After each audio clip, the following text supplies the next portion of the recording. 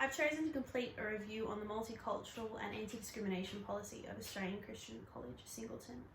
Australian Christian College is a national independent schools organisation that has a number of campuses across the country.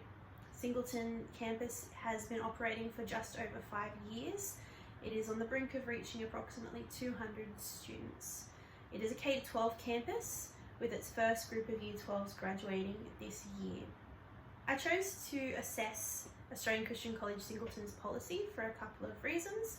One, it is a relatively local school for me.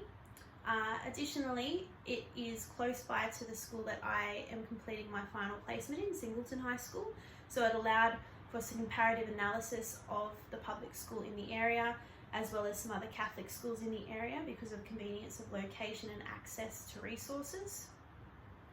Additionally, I thought it would be an interesting school to assess given its young nature. I thought it would be an interesting way to be able to assess whether or not policy has been implemented well, or whether or not, because of its young age, there's still room for improvement. Multiculturalism is a diverse and evolving concept. It has been something that has been of challenge and significance throughout Australian history. Prior to the 1960s, we had the White Australian Policy, which restricted immigration of non-Europeans.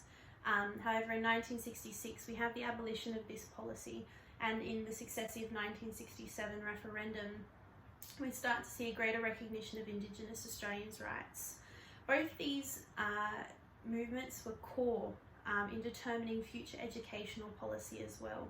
Under the Whitlam and successive Fraser, Hawke, Keating governments, we begin to see new developments in educational programs, new developments in educational policy such as the Human Rights Commission and various other language programs and legislation.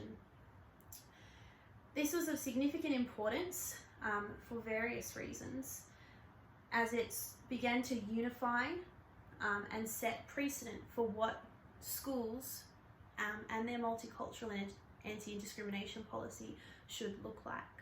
However, at times this can still vary, especially between the public schools and schools in the private sector. So Australian Christian College has a multicultural policy taken from its broader Australian Christian College Directorate.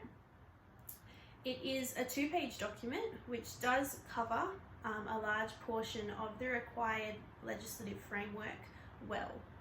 However, a lot of the findings in this research indicate that a number of the staff do not know about the policy, know where to find it, or what it entails. This was a common response as I researched across the school. Additionally, on top of this, staff that I interviewed had comments such as, was there a need for policy? Was it not just common knowledge? This was of some concern initially because it is really important in any organisation that policy is well known, but also that it is uniform so that everyone is on the same page and has a similar understanding of what the expectations are.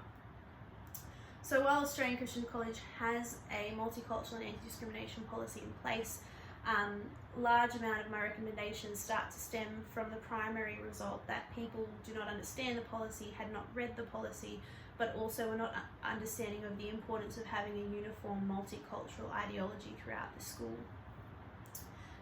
I also interviewed a number of students. Students all broadly agreed that they felt as though students should all have the same treatment and have the same access to education despite their cultural background or difference.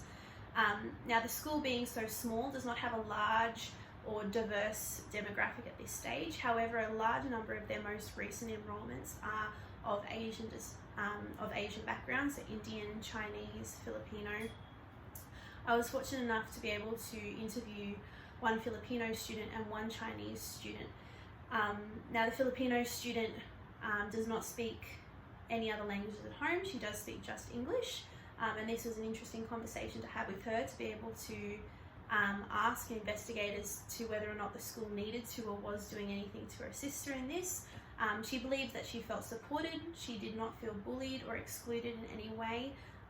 The school had recently done an assignment in food technology that was on Filipino food, and she felt as though that was a good experience to be able to share some of her culture. The Chinese student, on the other hand, does speak another language at home, so English would be her second language. She too felt as though the school did support her. Ironically, she is one of the top students in her year group, and so strategies for most students who might struggle with English as their second language in literacy and so forth in the school curriculum were not necessary for her.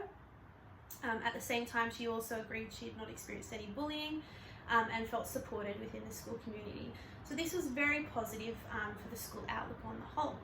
However, it's important to come back to the point that while this is the case, again, it's indicating that there are no specific or direct programs or practices in place to support students of multicultural backgrounds.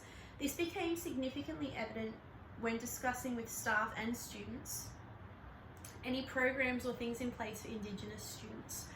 There were 2 well-known Indigenous students at the school. However, unfortunately, one was in Year 12 and completing her HSC, so was not available for interview, and the other one has been on an extended period of leave at this time. So while I did not get to interview these 2 students, it was evident from staff and broader student response that there are no programs in place to support Indigenous learning or Indigenous culture. As a result, a large portion of my summary and recommendations follow from this place of wanting to make staff and students more aware of multicultural policy, but also making sure that they're starting to implement programs and practices that are best practice in the public and Catholic schools sector.